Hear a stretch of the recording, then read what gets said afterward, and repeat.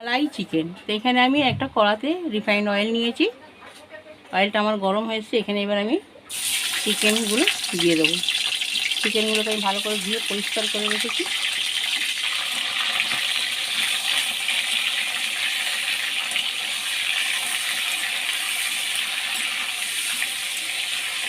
চিকেনগুলোকে এখানে আমি প্রথম ভালো করে ফ্রাই করে, আমার ভাজা হয়ে গেছে।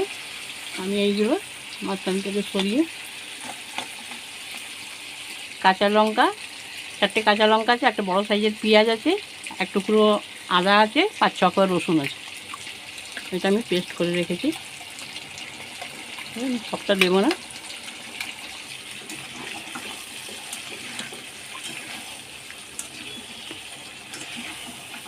এখানে দেবো অল্প একটু গোলমরিচের গুঁড়ো।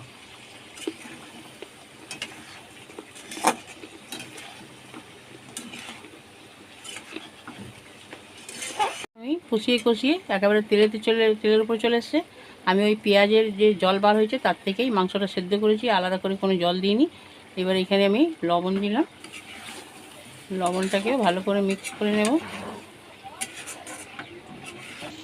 এখানে দেব গরম মশলা, এটা আমার হোমমেড গরম মশলা।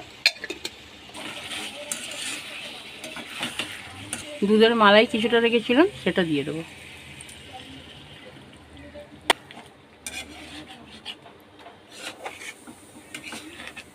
এখানে আমার মালাই চিকেনটা সম্পূর্ণ রেডি। এটা বাড়িতে থাকা উপকরণ দিয়ে আর খুব চটজলদি রেসিপিটা হয়ে যায়। এবার আমি আপনাদের সার্ভ করে দেখাবো। এখানে আমার মালাই চিকেন সম্পূর্ণ রেডি। এই রেসিপিটি যদি আপনাদের ভালো লাগে, কে কোথা থেকে দেখছেন সেটা কমেন্টে জানাবেন।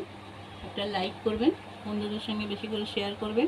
ফেসবুক থেকে দেখলে আমার পেজটিকে ফলো করবেন, আমার সঙ্গে থাকবেন। ভালো থাকবেন, সুস্থ থাকবেন, দোয়াতে আমাকে মনে করবেন। আল্লাহ হাফেজ।